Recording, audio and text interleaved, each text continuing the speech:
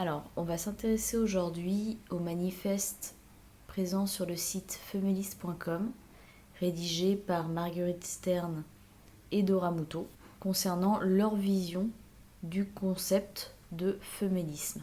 Donc le manifeste commence par « Nous sommes en colère. Nous ne supportons plus l'hypocrisie ambiante. Nous traversons une époque absurde où la réponse à la question « Qu'est-ce qu'être une femme ?» ne semble plus évidente pour tout le monde. Selon certains médias, universitaires, militants, personnalités politiques et institutions, être une femme serait désormais un ressenti et non une réalité biologique. » Donc là, elle parle du concept, de la notion de femme. Ainsi, en France, depuis 2016, la loi dispose que tout homme qui démontre qu'il se genre au féminin peut devenir une femme sur ses papiers et vice-versa. Dans certains cercles, un étrange malaise s'installe dès qu'on ose affirmer que les femmes trans sont des mâles, alors qu'être un mâle est précisément le prérequis nécessaire pour être qualifié comme tel. Donc elles expliquent qu'être un mâle est un prérequis pour être une femme trans, pour être qualifiée comme une femme trans. Nous sommes passés d'un féminisme universaliste à un féminisme orwellien, soumis à l'idéologie transgenre, où les femmes ne semblent plus être le sujet principal du féminisme. Donc là, la première chose qui me dérange dans cette phrase, c'est qu'elles utilisent du coup une œuvre de fiction réalisée par un homme pour parler du malaise qu'elles ont face au mouvement féministe actuel. Elles utilisent cet auteur masculin tout en dénonçant le fait que les femmes ne sont plus le sujet central du féminisme, et elles utilisent une œuvre de fiction qui est souvent utilisée dans les milieux complotistes ou homophobes pour critiquer des avancées sociétales. Dans l'avancée de nos droits, on a eu le droit à la question orwellienne en 2013 au moment du mariage pour tous, et on a eu le droit à cette question-là aussi en 2019, 2020 et 2021 lors de la question du Covid. Donc c'est alors que les féministes radicales sont déjà accusées d'être proches de l'extrême droite, c'est assez dérangeant de donner du grain à moudre en réutilisant encore cette œuvre au lieu d'argumenter simplement sans avoir besoin de faire ce parallèle-là. Les procès en X-phobie deviennent la norme et où les revendications identitaires prennent le pas sur le vivre ensemble. De la même façon qu'Orwell disait « la guerre c'est la paix, la liberté c'est l'esclavage, l'ignorance c'est la force », désormais les hommes sont des femmes. Le transgenrisme est une idéologie de l'autodétermination qui clame que le genre est le seul caractère valable pour se définir. Il nie la réalité sexuelle des individus et donc l'orientation sexuelle. Nous faisons la différence entre l'idéologie et les personnes. Nous reconnaissons la souffrance des personnes dysphoriques ainsi que les violences que subissent les personnes trans. À l'ère de l'Anthropocène, alors que nous avons plus que jamais besoin de nous reconnecter au reste de la biosphère, il y a une dissonance cognitive à s'enfoncer dans le déni de nos réalités sexuées. Donc là, je suis dérangée aussi par cette phrase parce que elles nous disent « alors que nous avons plus que jamais besoin de nous reconnecter au reste de la biosphère ». Et on n'aura pas d'argumentation autour de ça. C'est-à-dire que le féminisme, au départ, c'est pas ce qu'elles en décrivent et c'est pas ce qu'elles vont en décrire tout au long de leur manifeste. C'est une lutte centrée sur les femelles humaines et non humaines, ou les femelles humaines, puisque bien évidemment c'est une lutte qui est dirigée qui est menée par les femmes humaines, mais où celles-ci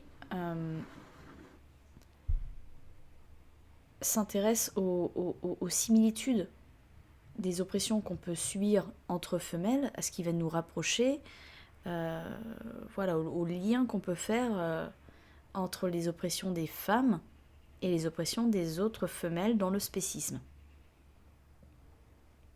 Et là, on essaye de nous faire un micro-lien avec cette définition d'origine du féminisme, en nous parlant du reste de la biosphère, mais sans détailler ce qu'on veut dire par « nous avons besoin plus que jamais de nous reconnecter au reste de la biosphère ». Pourquoi plus que jamais ? Pourquoi se reconnecter au reste de la biosphère ? Qu'est-ce que ça va nous apporter ? Quelle est l'idée derrière ça ? C'est dans ce contexte que nous lançons le mouvement féministe, un mouvement qui se bat pour maintenir les droits sexués des femmes. Un mouvement de femmes originelles et originales, smiley qui fait un clin d'œil. Bon alors le original et le smiley qui fait un clin d'œil sont de trop. Déjà, ça fait perdre le sérieux au texte, mais en plus, lorsqu'on met un petit smiley clin d'œil à côté de femmes originales, en réalité, on se rapproche de ce qu'on peut parfois reprocher en tant que féministe radicale au mouvement transactiviste, qui est le fait que ce mouvement soit assez auto-centré, et notamment aux très jeunes gens qui s'auto-identifient queer, de le faire pour essayer de se différencier de leurs contemporains, de leurs pairs. Et que le fait de se revendiquer queer, c'est en fait de se revendiquer pas comme les autres, sans qu'il y ait une réalité matérielle d'une oppression de ces personnes. Notamment avec la question de la non-binarité, qui n'a pas de réalité matérielle dans notre société. Personne ne va être élevé en tant que non-binaire, et en tout cas pas les gens qui se revendiquent non-binaires aujourd'hui. Et donc du coup, le fait de se dire non-binaire est une manière de dire que nous ne sommes pas comme les autres. Par exemple, une femme qui va se revendiquer non-binaire va nous dire en substance qu'elle n'est pas comme les autres filles, ce qui est un élément de misogynie intériorisée dénoncé par les féministes radicales. Un homme qui va se revendiquer non-binaire ou queer ou autre va en réalité se distancier de la catégorie homme auquel il appartient pourtant, et va nous dire moi je ne suis pas comme les autres hommes, je ne suis pas un oppresseur, ou je ne vais pas me remettre en question ou me sentir concernée par les critiques qui peuvent être faites sur le groupe social auquel j'appartiens, en me considérant comme étant d'un autre groupe social. Et là, elle réutilise cette question, cette espèce de valorisation du fait d'être original, comme si c'était un but en soi dans leur mouvement féministe. Donc ensuite, on a un petit astérix qui nous dit le mot féministe a déjà été utilisé par d'autres personnes, féministes ou animalistes. Normalement, ce ne sont pas des personnes féministes ou animalistes qui utilisent le mot féministe, mais c'est bien un lien entre les deux. Ce sont des personnes qui sont antispécistes et féministes, qui voient les corrélations des deux luttes, et qui mettent en exergue les liens justement entre l'antispécisme et le féminisme. Donc elle parle du collectif Boucherie Abolition. Je ne suis pas proche de ce collectif-là, surtout au niveau de certaines de leurs idées qui visent à aller agresser des femmes dans la rue en prétendant que par là, elles les libèrent. Mais au moins, elles ont la cohérence Boucherie-Abolition d'être antispécistes et de faire justement ce lien entre les femelles humaines et les femelles non humaines. Ce que ne feront jamais Marguerite Stern et Dora Muto dans leur manifeste. Une féministe, c'est une femme ancrée dans la réalité biologique de son corps. C'est une femme qui reconnaît qu'elle est une femelle humaine. Une femme qui pense qu'un accouchement c'est puissant. La porte du monde, c'est le sexe des femmes. Alors pourquoi est-ce qu'on aurait besoin de reconnaître qu'un accouchement est puissant pour se revendiquer du féminisme ? Et pourquoi est-ce qu'on a une espèce de corrélation entre une femme qui pense qu'un accouchement c'est puissant et la porte du monde c'est le sexe des femmes?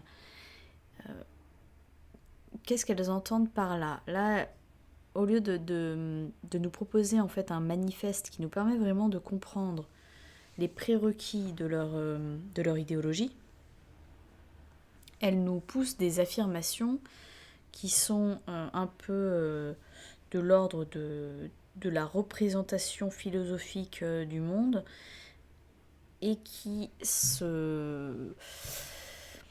nous ramènent à une utilisation possible de nos corps, mais là qui semble être mis en exergue dans leur manifeste. La porte du monde, c'est le sexe des femmes. Le sexe des femmes, les organes sexuels que nous possédons, nous permettent de créer des nouvelles personnes. Mais pourquoi est-ce qu'il faudrait être d'accord avec l'idée que la porte du monde, c'est le sexe des femmes, pour adhérer au féminisme? Pourquoi est-ce qu'il faudrait avoir un avis sur l'accouchement? Pourquoi est-ce qu'il faudrait avoir un avis sur ces sujets-là, en fait?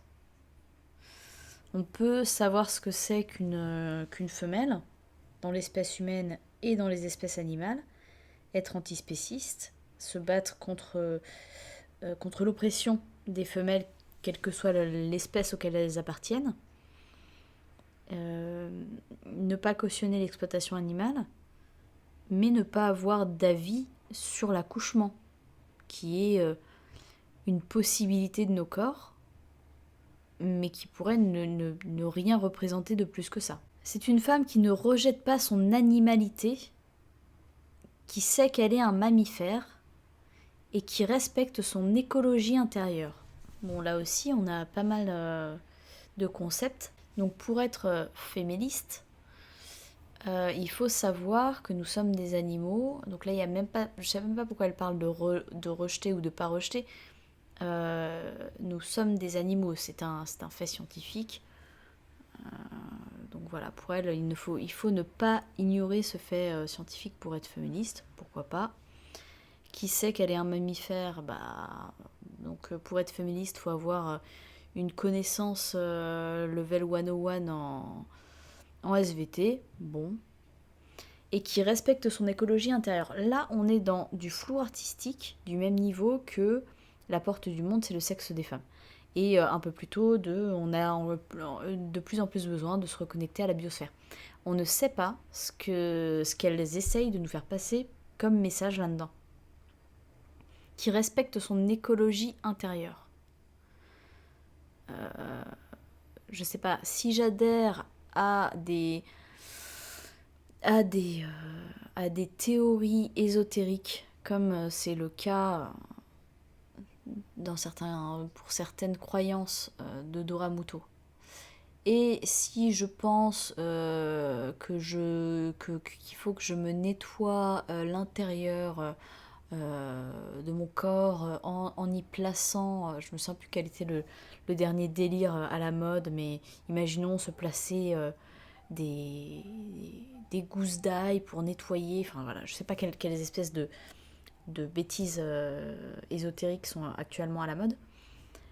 Si jamais j'ai ce genre de pratique, et donc je ne respecte pas mon écologie intérieure, alors je ne peux pas être féministe. Quel est le lien en fait? Ou est-ce que c'est autre chose qu'elles essayent de nous dire? Est-ce que pour être féministe, une femme doit forcément prendre soin d'elle ou avoir telle ou telle pratique? Je ne sais pas vraiment ce qu'on entend par là. Respecter son écologie intérieure. Et ensuite, elle nous parle de reconnaître que nous sommes des femelles, Ah, attendez. Reconnaître que nous sommes des femelles ne nous réduit pas à nos corps, ni à la maternité, ni à l'obligation d'avoir une sexualité. Donc, être des femelles ne nous réduit pas à nos corps, mais par contre, il faut que nous respections notre écologie intérieure, Reconnaître que nous sommes des femelles ne nous réduit pas à la maternité, mais il faut que nous reconnaissions que les femmes, que l'accouchement est puissant et que le sexe des femmes serait la porte du monde. Et pareil, pas d'obligation d'avoir une sexualité, mais il faut reconnaître qu'un accouchement, c'est puissant. Accouchement qui est la conséquence, sauf procréation médicalement assistée, du fait d'avoir une sexualité. Donc on nous dit en 2 phrases intervalles que un accouchement, c'est puissant. Donc on nous met sous un piédestal cette possibilité de nos corps, la possibilité d'accoucher. Mais après, on nous dit, mais surtout, pas d'obligation à la sexualité. Hein. Ça semble un petit peu contradictoire. En tout cas, là, il y a une injonction qui me gêne un peu. Les femmes sont à la fois des êtres de nature, femelles, et des êtres de culture, humaine, avec des traits de personnalité propres à chacune. Simplement, le corps est la seule chose qui nous permet de définir ce qu'est une femme.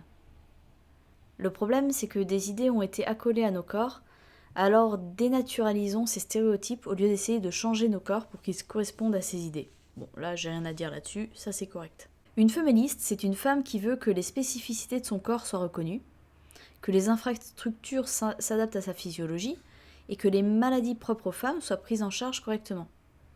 C'est à la société de s'adapter aux femmes et non aux femmes à s'adapter à la société que les hommes ont construite selon leurs normes. 2. C'est une femme qui pense qu'être une femme n'est pas un ressenti.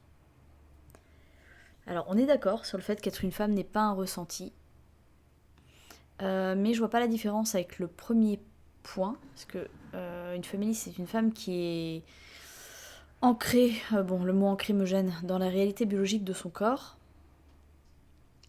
Et ensuite, on nous dit, c'est une femme qui pense qu'être une femme n'est pas un ressenti. C'est un peu redondant. Être une femme n'est pas un sentiment, ni un costume, ni une identité de genre. Alors qu'être une femme ne soit pas un sentiment ni un costume, ça, on est d'accord. Par contre, du fait de notre sexe, vu que nous sommes, elles l'ont dit un peu plus haut, qu'on est soumis à une culture, du fait de notre sexe, on a des rôles sociaux qui nous sont accolés et qui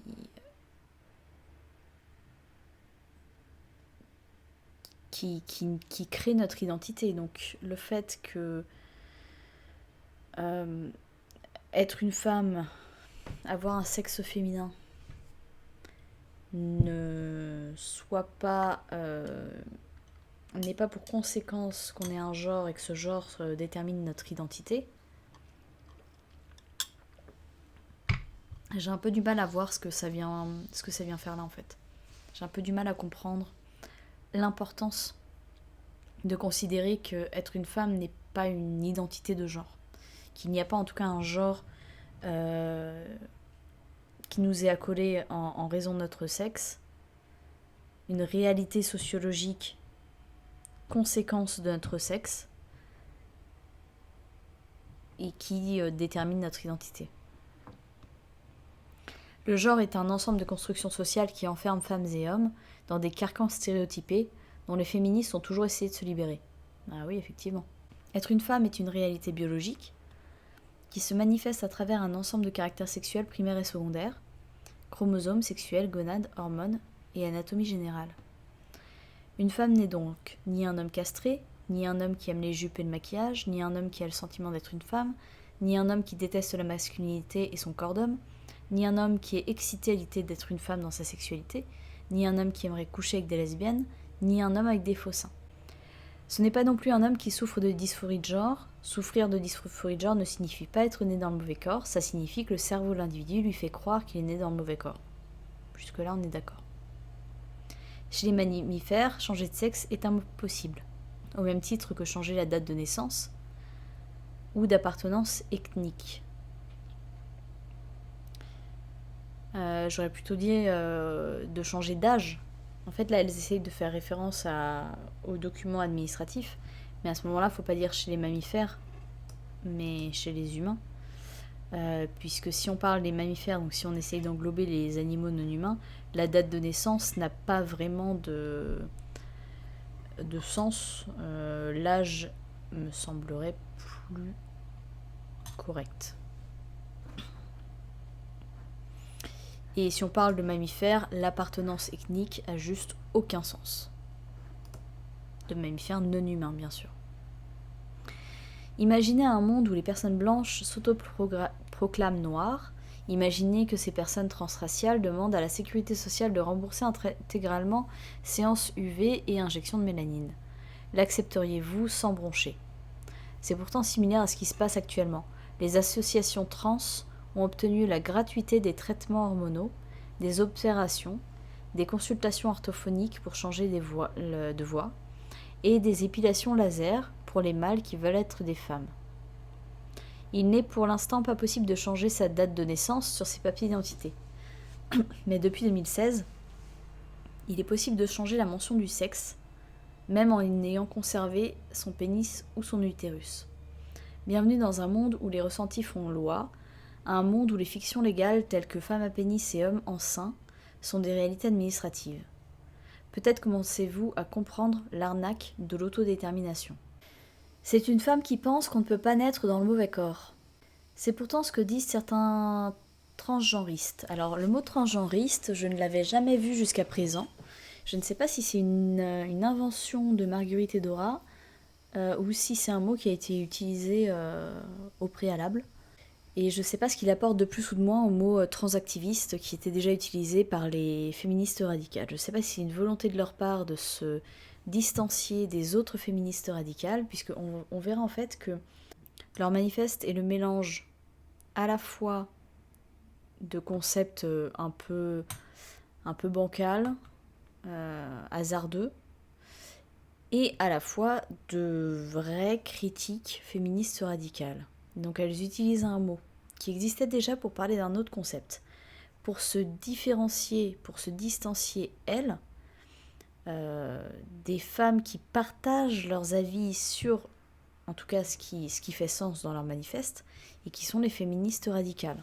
Donc je me demande si la question du transgenrisme, d'utiliser un autre terme, d'utiliser un autre vocabulaire pour parler des mêmes notions, sert à prendre une distance avec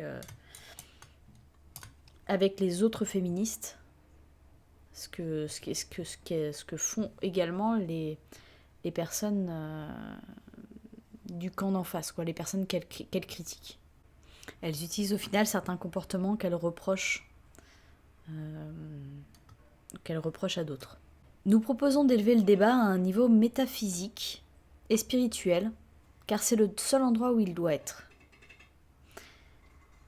Alors, pareil, cette phrase est étonnante, puisqu'elles ne vont pas élever le débat à un niveau métaphysique et spirituel. Elles vont, au contraire, parler de l'âme en parlant de réalité matérielle, donc en restant au même niveau de débat. Et c'est de manière matérielle qu'on doit évoquer cette question, puisque si on commence à partir sur des questions métaphysiques et spirituelles, alors nous n'aurions rien à en dire en tant que féministes radicales. Là, ce qui nous intéresse, c'est bien la réalité objective de l'existence de l'âme, en tout cas savoir si un tel concept, si on a des éléments qui nous permettent de croire que l'âme existe, ou si nous n'en avons pas, et donc prendre des décisions politiques, des décisions médicales, en se basant sur du matériel. Posons les vraies questions. Si certaines personnes sont nées dans le mauvais corps, qu'est-ce que ça peut bien vouloir dire ? Est-ce que l'âme et le corps seraient deux entités séparées ? Est-ce que l'âme serait incarnée dans la mauvaise forme ? Et dans ce cas, pourquoi ? Et qui déciderait de cela ? Donc là, justement, comme je vous dis, elles sont bien sur la question matérielle de l'existence de l'âme. Elles posent des questions sur les preuves que nous aurions du fait que nous ne soyons pas nos corps, mais que nous soyons à l'intérieur de nos corps. Et elles mettent l'évidence sur le fait qu'on a en fait une question religieuse liée à l'idéologie transactiviste. Ça, j'en parlais dans la vidéo qui reprenait la vidéo de Cassandre. On a une question qui est chargée, qui est la dernière question, qui déciderait de cela, en demandant qui déciderait que l'âme et le corps soient dans le mauvais, que l'âme soit dans le mauvais corps, eh bien on part de l'idée qu'il y aurait quelqu'un. Donc là on a déjà une question qui est chargée. Alors que l'âme pourrait exister, on n'a aucun élément qui nous permette de penser que ce soit le cas, mais si on veut être honnête intellectuellement, l'âme pourrait exister et ça ne signifierait pas qu'il y aurait quelqu'un qui déciderait de quoi que ce soit. Nous ne nions pas le droit à des personnes de pratiquer leur foi, donc effectivement, sans preuve d'existence de l'âme, ça reste une croyance, donc là je suis d'accord avec cette phrase-là, mais ça doit rester dans le cadre privé, ça n'a rien à faire sur la place publique. C'est l'un des principes de la loi de 1905. De tout temps, les sciences ont été le meilleur rempart face aux institutions religieuses qui ont tenté de s'immiscer dans les affaires d'État. C'est pourquoi une féministe est une femme qui a un attachement particulier envers les sciences dites dures, tout en pensant que le progrès technique n'est pas toujours synonyme de progrès éthique. C'est une femme qui croit en l'évolutionnisme et l'héliocentrisme jusqu'à preuve du contraire.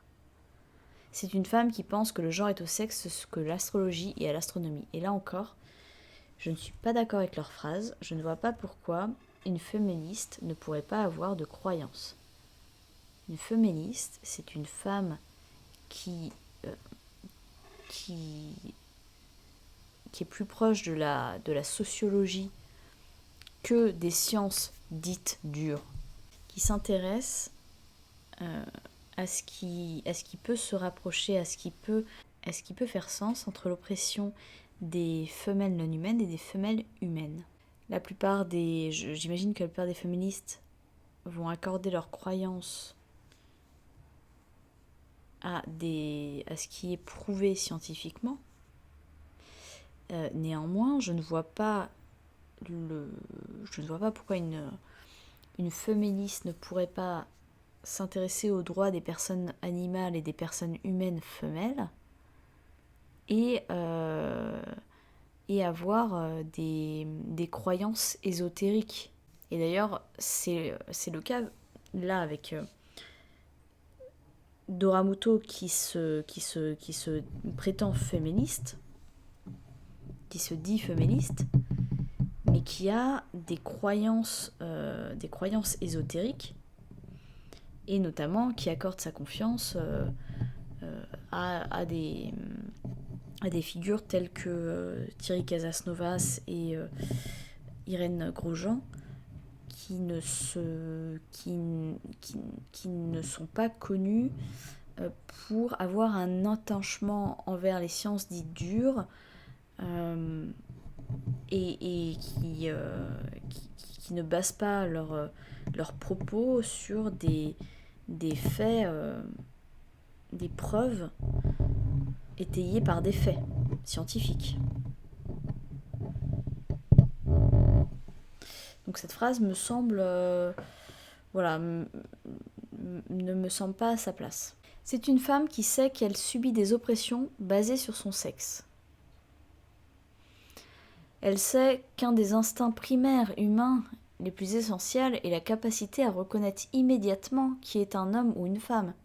Cet instinct est particulièrement utile aux femmes puisqu'il leur permet de se protéger de la prédation sexuelle des hommes et de savoir avec qui il est possible de se reproduire. Bon, là, je me demande si on n'est pas proche de la psychologie évolutionniste.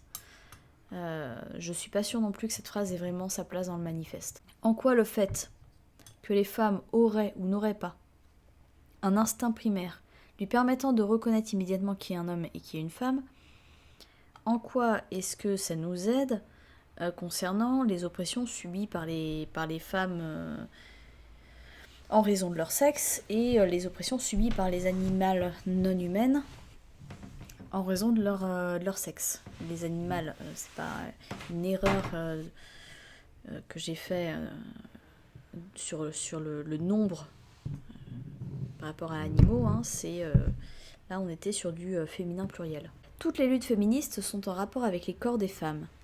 L'accès à l'IVG, prostitution, avortement sélectif, féminicide, excision, lapidation des femmes adultères, écartement de la société lorsqu'on a ses règles, crime d'honneur, mariage forcé, obligation de se voiler, etc. Même des sujets qui peuvent a priori paraître éloignés du sexe, comme l'inégalité salariale, ne le sont pas. C'est parce que les femmes ont la capacité d'être enceintes qu'elles sont moins payées. Si nous sommes moins payées, c'est aussi à cause des stéréotypes de genre qui ont été accolés à notre sexe. La reconnaissance de la sexuation est importante. Ne pas la prendre en compte peut avoir des conséquences graves sur les vies des femmes. Par exemple, les études scientifiques sont majoritairement menées par des hommes. Nous sommes donc plus souvent confrontés à l'errance médicale. Selon une étude de 2019 menée au Danemark sur 6 millions de personnes en l'espace de 21 ans, les femmes sont diagnostiquées environ 4 ans plus tard que les hommes sur plus de 770 types de maladies. Bon là on va avoir tout au long du manifeste une accumulation d'anecdotes. C'est-à-dire que je suis tout à fait d'accord avec ce qui vient d'être dit. On n'est pas dans l'ordre de l'anecdote lorsqu'on nous dit que toutes les luttes féministes sont en rapport avec le corps des femmes et lorsqu'elles détaillent un petit peu les luttes féministes qui sont en rapport avec le corps des femmes. On est un peu plus dans l'anecdote lorsqu'on parle du fait que l'une des répercussions des oppressions basées sur nos sexes sont notre non prise en compte dans les conceptions et dans les diagnostics de maladies. C'est une conséquence effectivement du sexisme, mais qu'est-ce que cette anecdote-là fait dans un manifeste ? 5. Une féministe, c'est une femme qui refuse qu'un homme lui explique ce qu'est une femme. Pourquoi est-ce qu'on a un point tout entier dédié au fait que pour être féministe, il faudrait refuser qu'un homme explique ce qu'est une femme ? J'imagine qu'il puisse y avoir des féministes qui n'auraient pas d'objection à entendre ce qu'un scientifique pourrait avoir à lui dire ou ce qu'un expert dans son domaine pourrait avoir à lui dire sur ce que c'est qu'être une femme, puisque on a décrit juste avant, on a défini juste avant qu'être une femme, c'était une adulte femelle humaine. Ou en tout cas une femelle humaine. Donc à partir de là, ce sont des choses qui s'observent. On parlait tout à l'heure de ne pas se baser sur le ressenti et de se baser sur des preuves basées sur des faits. Et maintenant, on a tout un point qui nous explique qu'être une femme, en réalité, c'est aussi du ressenti. Je ne nie pas le fait que donc être une femme, c'est une réalité biologique. On est une femme parce qu'on est des humaines de sexe féminin, des humaines femelles. Et que la conséquence d'être une femelle humaine, c'est d'avoir des expériences de vie qui seront différentes des personnes qui ne sont pas des femelles humaines. Mais vu qu'il suffit d'être une femelle humaine pour être une femme, eh bien, on n'a pas besoin de vivre le ressenti que ressent une femelle humaine pour dire qu'une femme, c'est une femelle humaine. Donc ce point 5, pareil, me semble un peu superflu, me semble être encore tourné entièrement vers les hommes, comme tout le manifeste qui va être défini par rapport aux hommes, par rapport notamment aux hommes transidentifiés, parce qu'en réalité, quand elles disent une femme une féministe est une femme qui refuse qu'un homme lui explique ce qu'est une femme, elles veulent dire qu'un homme transidentifié ou qu'un homme adepte de l'idéologie transactiviste lui explique ce qu'est une femme. Elles veulent dire qu'on refuse qu'on nous explique nos propres expériences.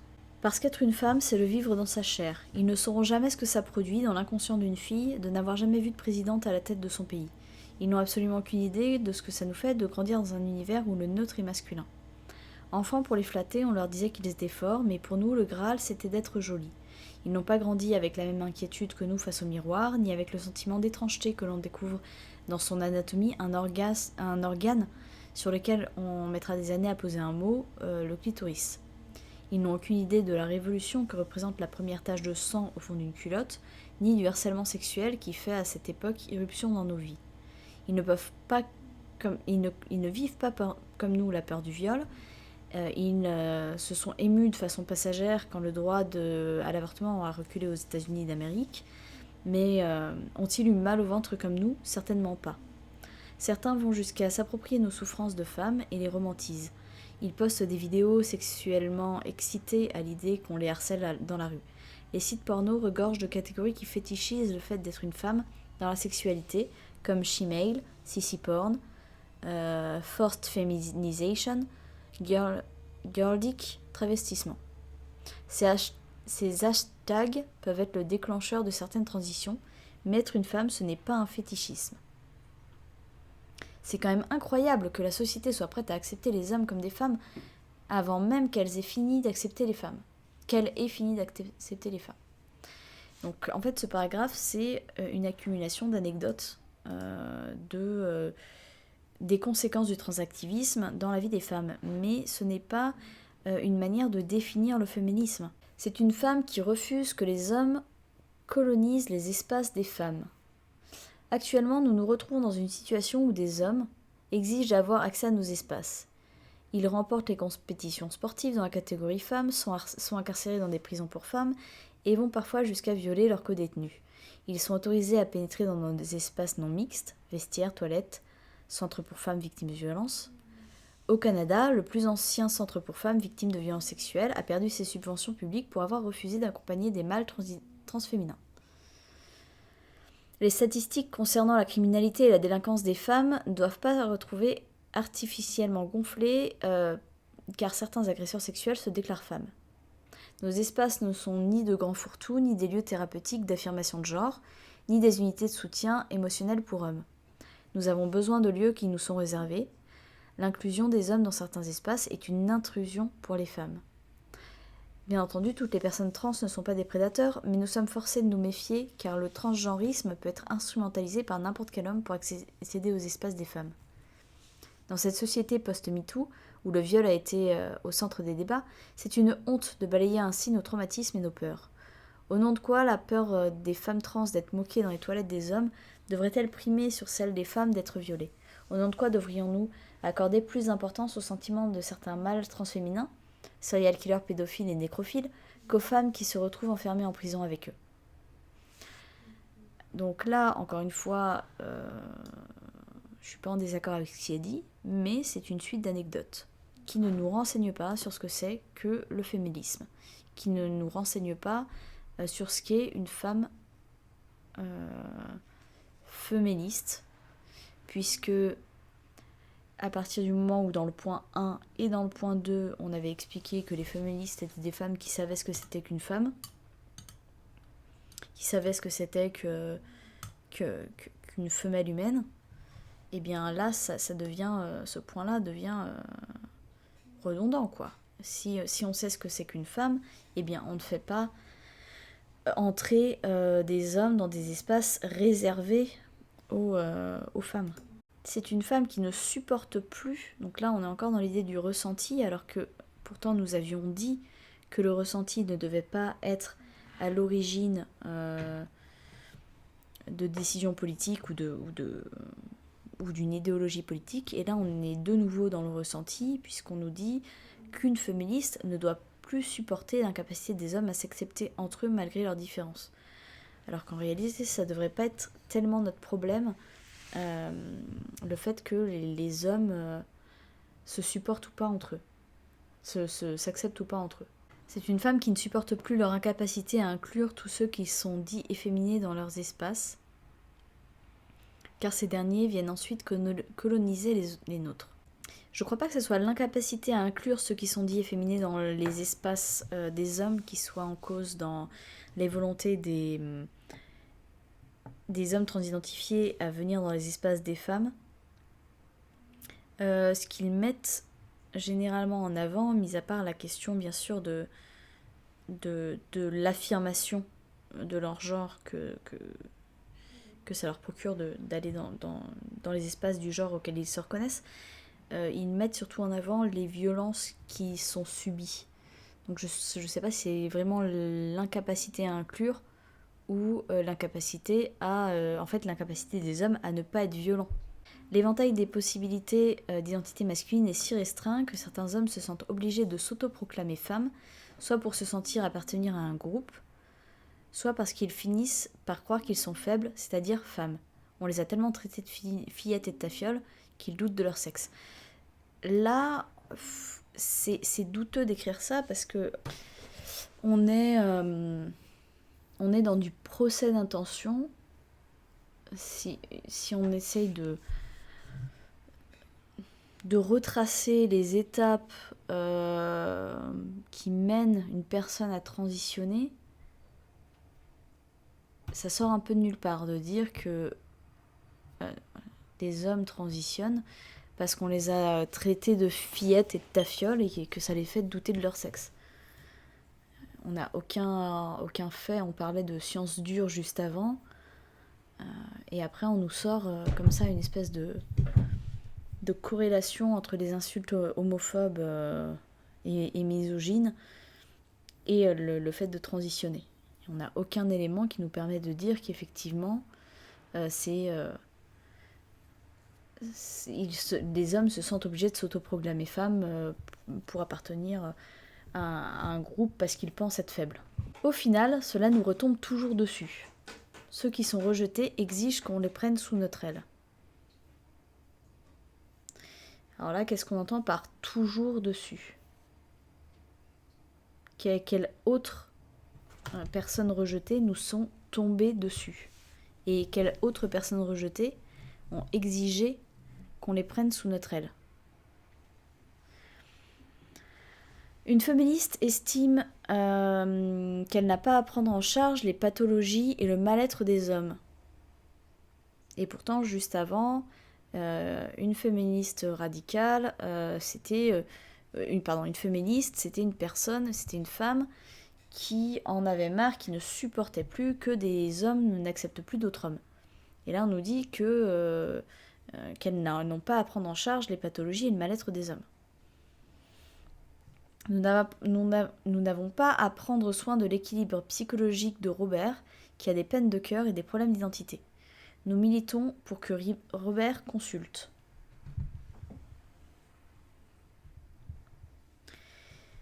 Alors, excuse-moi, faut que je bouge, voilà. C'est une femme qui refuse des termes tels que cis ou personne à vulve. Une féministe, c'est une femme qui refuse d'accepter qu'on change la définition d'un mot structurant comme femme, homme, sexiste ou homosexualité.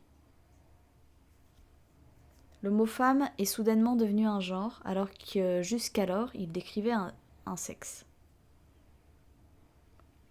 Ça suffit les articles de presse qui parlent de personnes à vulve, personnes menstruées ou personnes à trous de devant. Ces idiomes nous découpent en morceaux et le mot femme disparaît discrètement, tout comme les mots père et mère qui sont remplacés par parent 1 et parent 2. Alors là, on a encore une fois, ça donne raison à Cassandre, hein, tout ça, mais on a encore un petit rapprochement avec la manif pour tous qu'on sent poindre là. Les mots père et mère ont été remplacés par parent et parent 2, non pas à cause d'une idéologie de supprimer le sexe des gens et de nier le réel, de nier le biologique, C'est juste que parents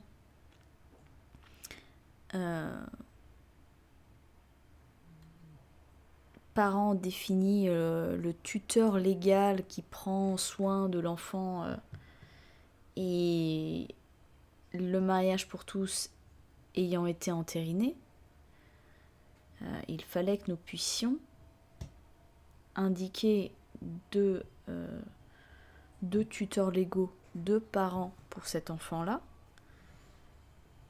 justement sans que le sexe des individus ne vienne sur la table. Donc, parent 1 et parent 2. Nous refusons le terme cis. Nous refusons d'être une sous-catégorie de femmes. C'est pas la question de la sous-catégorie, c'est plutôt la question de la définition. C'est-à-dire que femme définissant déjà ce que étant déjà défini par la définition que donnerait au mot cis femmes les transactivistes, alors il n'y a pas d'intérêt à utiliser ce mot, à remplacer un mot par un autre, alors que la définition du premier mot, on essaye de la coller au second. Dans ce cas-là, on garde le premier mot avec sa définition plus que la question de la sous-catégorie. Fini la lobotomie, fini les théories, nous ne sommes pas des photocopies. Cette phrase, je ne la comprends pas. Pourquoi des photocopies ? Je sais pas. On dirait une espèce de punchline, mais j'ai pas compris. Une féministe est une femme qui sait que le sexe n'est pas assigné à la naissance, mais observé, sauf dans de rares cas d'intersexuation. Quand les hommes ne peuvent pas changer les choses, ils changent les mots, disait Jean Jaurès. Bon, on cite encore des hommes, ok, pourquoi pas. Et après, oui, je suis d'accord, le sexe n'est pas assigné à la naissance, il est observé, ok. C'est une femme en colère contre l'hypocrisie des pronoms. Donc pareil, faudrait être forcément en colère, on en revient sur le ressenti, sur les émotions, pour être féministe. En colère contre l'hypocrisie des pronoms. Je suis pas joasse de l'hypocrisie des pronoms, mais ça me met pas en colère. Est-ce que je ne peux pas être dans le club de Dora et Marguerite parce que ce que je ressens, c'est pas de la colère ? C'est bizarre. Pourquoi est-ce qu'on parle du ressenti d'une émotion pour correspondre ou pas à une définition d'une idéologie politique ? Croyez-vous que les hommes se préoccupent de savoir si une femme s'identifie elle à elle, yel, avant de l'exciser ou de la violer ? Dicter à autrui quelle devrait être sa perception de la réalité. Est-ce que tu peux arrêter de marcher sur le clavier, s'il te plaît ? Merci. Dicter à autrui quelle devrait être sa perception de la réalité est une forme de totalitarisme idéologique. Alors, je suis assez d'accord avec ça. Dicter à autrui quelle devrait être sa perception de la réalité est une forme de totalitarisme idéologique. Et ça revient un petit peu à ce que je disais plus haut.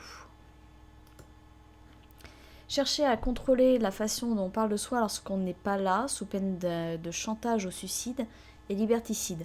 Dans certains pays comme le Canada, le mégenrage est pourtant un délit. Une féministe ne se laisse pas avoir par la manipulation du langage d'une certaine élite qui utilise des mots que personne ne comprend dans le but de nous faire croire que le féminisme, c'est trop compliqué. Ça suffit le cirque sur Instagram et les concepts intellectuels à 2 balles issus du déconstructivisme de la théorie queer. Ça suffit de ne plus savoir de quoi on parle.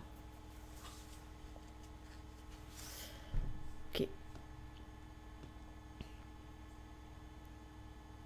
C'est une femme qui a dépassé sa misogynie internalisée. Alors là, cet article-là du manifeste est vraiment magnifique. Parce qu'on nous explique qu'une féministe, c'est une femme qui a dépassé sa misogynie internalisée. Et on va avoir ensuite tout un concentré de misogynie. Alors, Une féministe, ce serait une femme qui est Une féministe, ce serait une femme qui est en colère. Donc encore une fois, on doit ressentir de la colère contre quelqu'un, quelque chose, pour être féministe. Et là, contre d'autres femmes. Donc, une féministe, c'est une femme qui est en colère contre celles qui trahissent leur sexe et qui ont honte de leur féminité. Alors, attends.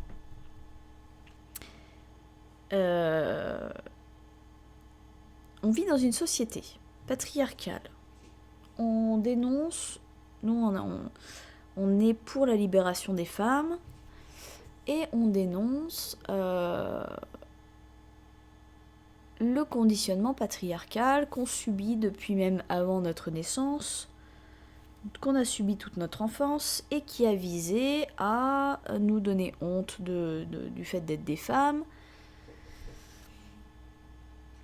et qui a pour conséquence, par exemple, des victimes qui vont être en sidération, des victimes qui vont prendre le parti de leurs agresseurs.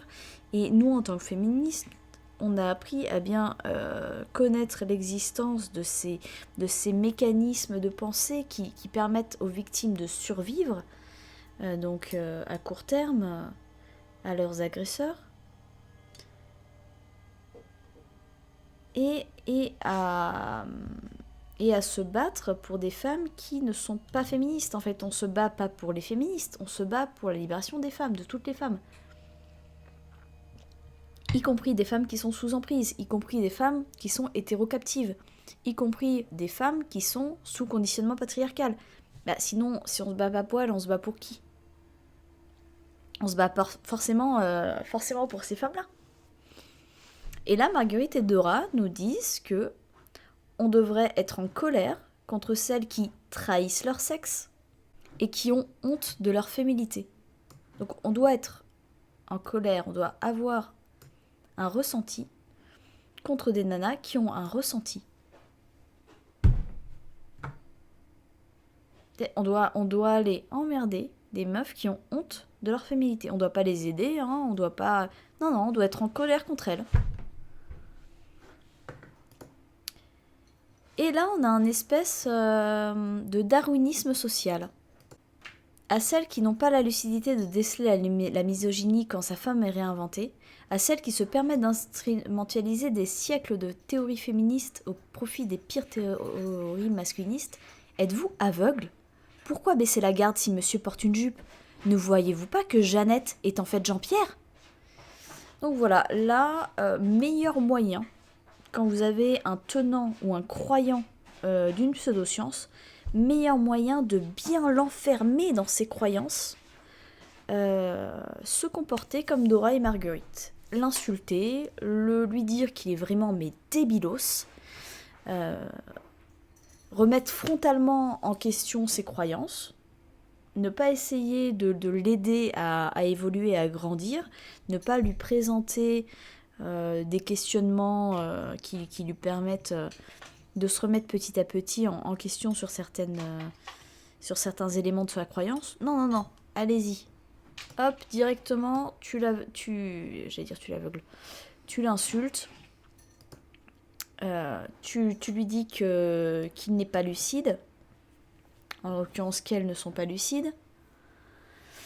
Qu'elles instrumentalisent, qu'elles sont nos ennemis, puisqu'on doit être en colère contre elles, et voilà, et qu'elles se font baiser par des hommes et qu'elles n'ont même pas l'intelligence de s'en rendre compte.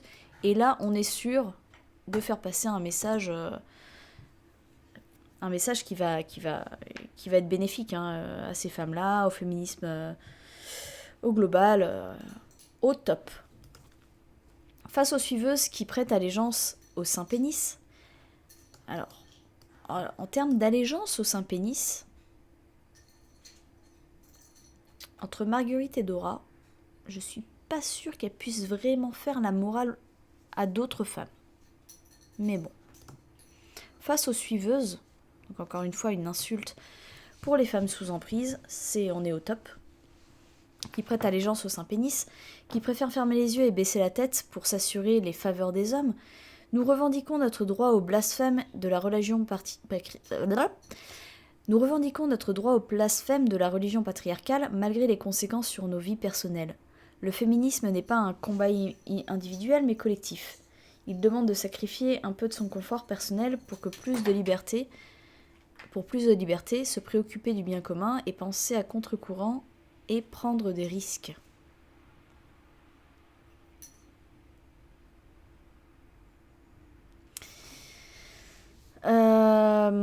En fait, elles se contredisent d'une ligne sur l'autre. Le féminisme n'est pas un combat individuel, mais collectif. Bah oui, donc du coup, on n'a pas de camp où on est, où c'est nous contre elles, et où on va se considérer d'autres femmes comme des ennemis politiques.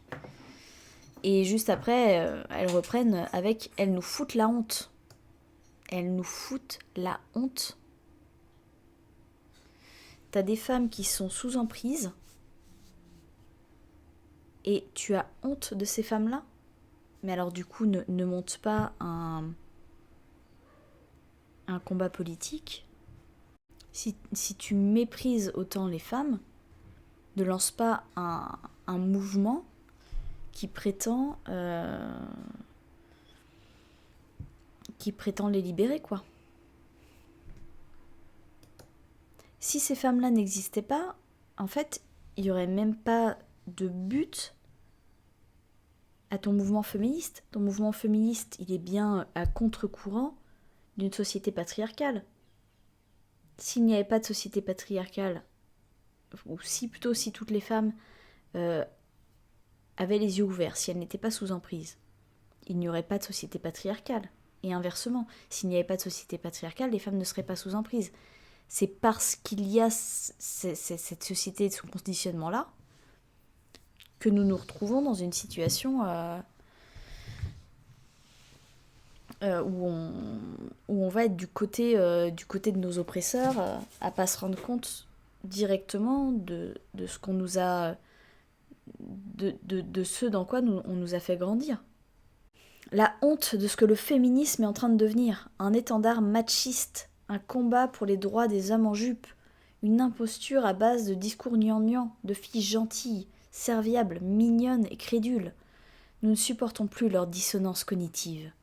Les suffragettes auraient honte d'elles. Les historiennes du futur en auront pitié. Quant à nous, nous nous sentons trahis. Qu'elles aillent pisser dans les toilettes des hommes si ça leur fait plaisir, mais qu'elles nous laissent garder nos espaces de sécurité. Alors personnellement, je vais pisser dans les toilettes des hommes. Et pourtant, je ne prête pas allégeance au Saint-Pénis. Et en tout cas, je peux le dire bien moins que Marguerite et Dora, c'est sûr. Je suis féministe radicale, je ne considère pas le ressenti des hommes comme étant... comme faisant foi. Mais par contre, oui, je vais pisser dans les toilettes des hommes, en fait, puisque on n'a pas d'équité face aux toilettes. Si on avait une équité, on aurait beaucoup plus d'emplacement de cabines pour les femmes que pour les hommes, puisque nos organes de femelles prennent de la place dans notre ventre et font en sorte qu'on a en moyenne une vessie plus petite que celle des hommes, et qu'on prend en moyenne certainement plus de place, plus de temps. Qu'on prend en moyenne certainement plus de temps pour aller aux toilettes, de par la manière dont notre corps est foutu et de par la manière dont nos vêtements aussi sont adaptés ou non au fait d'uriner rapidement. Donc effectivement, dans l'état actuel des choses, je vais pisser chez les hommes parce qu'il n'y a pas assez de cabines pour absorber la masse de femmes qui veulent aller aux toilettes. Je vois pas le rapport avec le reste de la discussion là, du manifeste.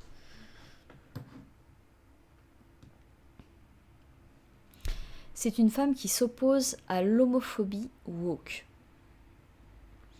C'est une femme qui comprend que le transgenrisme est une idéologie homophobe dans la mesure où elle nie l'orientation et qualifie de transphobes les lesbiennes qui refusent d'avoir des rapports avec des femmes à pénis. Je ne crois pas dans les figures du vrai féminisme. Je ne crois pas que la question de l'homosexualité soit forcément centrale. Donc là, on a encore une fois, pourquoi est-ce qu'elle nous parle d'homophobie woke? Pour nous parler toujours du transactivisme. Parce qu'en fait, l'ensemble des articles du manifeste ont un lien avec les hommes transidentifiés et non pas, en réalité, pas avec les femmes, pas avec les femelles, mais bien avec les hommes. Donc là, pourquoi est-ce qu'elle nous parle d'homophobie woke? Toujours pour nous parler de transactivisme. Mais pas pour nous parler de féminisme.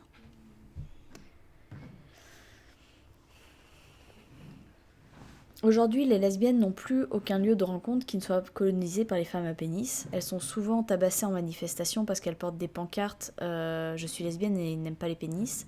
Forcer les lesbiennes à dire qu'elles aiment les pénis, c'est la base de la lesbophobie. En soi, je suis d'accord avec ce qui est marqué, mais juste, je vois pas ce que ça vient foutre dans le manifeste. Cette idéologie promeut les thérapies de conversion en poussant des lesbiennes à penser qu'elles se sentiraient mieux en tant qu'hommes hétéros et en disant à des hommes gays, très féminins, qu'ils seraient plus heureux en tant que femmes.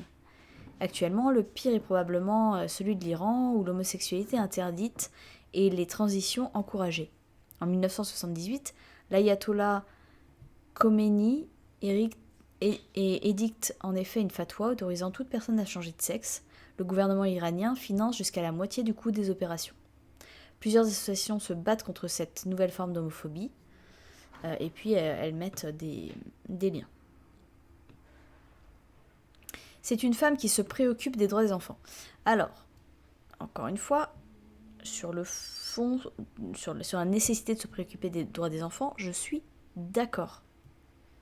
Par contre, sur le fait que cette question-là doive apparaître dans un manifeste féministe, je n'arrive pas à voir le rapport pour l'instant. Bien évidemment qu'il faut se préoccuper des droits des enfants, mais juste avant, elle nous disait que le féminisme, une féministe savait qu'une femme n'était pas forcément liée à la maternité, à la reproduction. Et là, on nous dit une féministe, c'est une femme qui se préoccupe des droits des enfants. En fait, on pourrait avoir une femme qui pourrait ne pas... que ce soit pas sa préoccupation principale, les droits des enfants. Tout comme on a des femmes, par exemple Dora et Marguerite, qui ne sont pas particulièrement préoccupées par les droits des animaux. Et c'est un euphémisme de dire qu'elles ne sont pas préoccupées par les droits des animaux. Ça ne leur retire pas leur casquette de féministe que de ne pas s'intéresser aux droits des animaux. Ça ne veut pas dire que c'est éthique qu'elles ne s'intéressent pas aux droits des animaux. Et bien là, pour le droit des enfants, pareil, bien que je sois convaincue de la nécessité de s'intéresser aux droits des enfants et d'en faire une préoccupation principale, le fait qu'une femme ne se préoccupe pas particulièrement des droits des enfants, je ne vois pas en quoi ça ferait moins d'elle une féministe, moins d'elle une personne qui se préoccupe des droits des femelles. Donc encore une fois, c'est juste une manière pour elle de nous parler de transactivisme, mais ça n'a rien à faire là. Se préoccuper des droits des enfants, ça n'est pas accéder à toutes leurs demandes. Nous rappelons à la vigilance concernant les bloqueurs de puberté et les opérations chirurgicales des enfants dans le but d'une transition. Au Royaume-Uni, la clinique du genre Tavistock, qui est condamnée à fermer ces prochains mois, est poursuivie par plus de 1000 familles qui estiment qu'elle a poussé leur enfant à transitionner. La dysphorie de genre peut être le symptôme d'un mal-être plus profond. Selon la journaliste Abigail Shrier, qui a mené l'enquête, la part d'adolescentes dysphoriques souffrant de comorbidités psychiatriques est importante. Certaines ont été victimes de violences sexuelles, ce qui produit un rejet de leur féminité. Pour d'autres, il y a des suspicions de troubles de comportement, dont l'autisme. D'autres encore souffrent de troubles du comportement alimentaire. Nous rappelons que les réseaux sociaux peuvent amener à des logiques d'emprise sectaire et de manipulation des plus jeunes.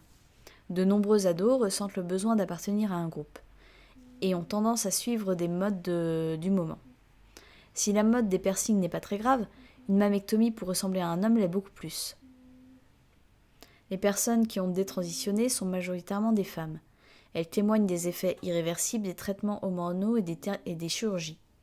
Infertilité, ablation des seins, douleurs, augmentation de la taille du clitoris, fortes douleurs pelviennes, changement de voix, les détransitionneuses sont contraintes de prendre des œstrogènes à vie pour équilibrer leur système hormonal. C'est une femme qui ne supporte plus de subir des violences parce qu'elle parle librement. Il y a des femmes qui ont essayé de parler librement à Doramuto et à Marguerite Stern et qui ont subi des violences, donc subi des insultes en fait. Notamment sale sensu. Donc le fait de subir des violences parce qu'elles parlent de leur vérité, les femmes qui sont du même camp, ou en tout cas qui sont féministes radicales, comme l'étaient Doramuto et Marguerite Stern avant qu'elles décident de s'approprier un autre mot, de lui faire changer le sens de sa définition, alors qu'elle reproche à raison à d'autres groupes de changer le mot des définitions. Afin de se distancier du féminisme radical, aujourd'hui, des femmes comme J.K. Rowling, Posey Parker, Meghan Murphy, Maya Forstater, Julie Bindel, etc., sont harcelées, frappées, menacées, diffamées, traitées de TERF parce qu'elles parlent de leur vérité. Une féministe est une femme qui questionne, qui doute, qui a envie de débats éclairés, de justice et d'honnêteté intellectuelle. Ça suffit de nous dire qu'on a du sang sur les mains, alors que l'on n'entend jamais les noms des vrais transphobes qui tuent les mâles transféminins. Ça suffit de nous qualifier d'anti-trans, alors que nous sommes pro-femmes. Ça suffit de banaliser l'extrême droite, en qualifiant toute personne dissidente comme telle.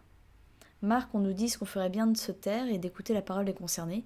Si les femmes trans se sentent légitimes pour donner leur définition de ce qu'est une femme, alors pourquoi ne pas entendre la nôtre ? C'est une femme qui voit la logique capitaliste de l'idéologie transgenriste. Une féministe, c'est une femme qui s'interroge sur le financement de l'idéologie transgenriste et son déploiement rapide. C'est une femme qui aimerait que plus de médias enquêtent sur les liens entre l'industrie pharmaceutique et les fonds d'investissement et les associations qui promeuvent cette idéologie. En fait, on peut critiquer une idéologie sans s'interroger sur son financement. Là aussi, je vois pas pourquoi ça serait... Là aussi, je vois pas pourquoi ça serait forcément une condition sine qua non au fait d'être féministe. C'est une femme qui ne supporte plus l'hypocrisie des écologistes, qui soutiennent le transgenrisme et qui refuse de voir que cette idéologie pourrait participer à la pollution hormonale des eaux. Certains polluants et perturbateurs endocriniens seraient responsables de la féminisation des poissons, du développement de l'hermaphrodisme chez certains crapauds et de la baisse des testostérones chez certains hommes. Et si ces polluants étaient en lien avec le nombre croissant de dysphorie de genre ? Là, on a de la mauvaise foi. Là, on a vraiment de la mauvaise foi. Et encore une fois, on nous parlait d'avoir des croyances basées sur des faits. Là, on ne sait pas et on part d'une conclusion. Les transitions sont à l'origine de la féminisation des poissons. Et après, on va aller regarder les informations qui pourraient aller dans ce sens-là. Il faut être honnête intellectuellement si on veut avoir une chance que les propos des féministes radicales soient entendus. Et là, on a une femme qui nous dit que... On a deux femmes qui nous disent que les écologistes devraient ne pas soutenir, ce qui pourrait potentiellement entraîner une pollution hormonale des eaux. Cette pollution hormonale, elle est...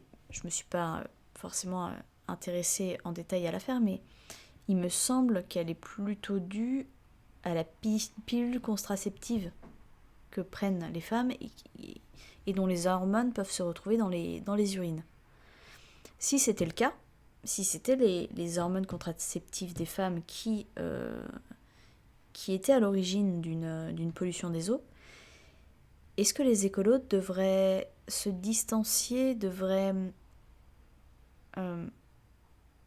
ne pas soutenir la pilule contraceptive ou de manière générale la contraception des femmes? Là, l'argument me semble peu probant. Et une féministe, c'est une femme qui réfléchit au futur. C'est une femme qui sait que le transgenrisme s'appuie sur la réalité virtuelle de celle et que celle-ci a souvent été utilisée comme un outil d'affirmation de genre. S'appuie sur la réalité virtuelle et que celle-ci a tout souvent été utilisée comme outil d'affirmation de genre. Je sais pas là ce qu'on est en train de dire, je comprends pas la phrase. Le transgenrisme s'appuie sur la réalité virtuelle. Une féministe, c'est une femme qui se demande ce que les hommes feront de nous le jour où les greffes d'utérus et les grossesses in vitro leur permettront de perpétuer l'espèce humaine entre eux, c'est-à-dire sans nous. C'est une femme qui a compris que l'idéologie transgenriste est un pan du transhumanisme où la biologie synthétique de l'autodétermination prendront une place centrale dans un monde post-humain. Ouais, là on part loin. Là, je suis vraiment pas sûre de ce qu'on essaye de nous dire dans ce paragraphe. Hein.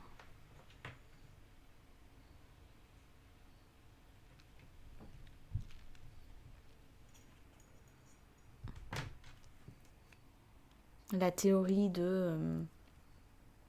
du procès d'intention, les hommes transitionnent pour pouvoir se débarrasser des femmes le jour où ils sauront faire des greffes d'utérus, me semble capillotracté et ne me semble pas nécessaire pour critiquer l'idéologie transactiviste.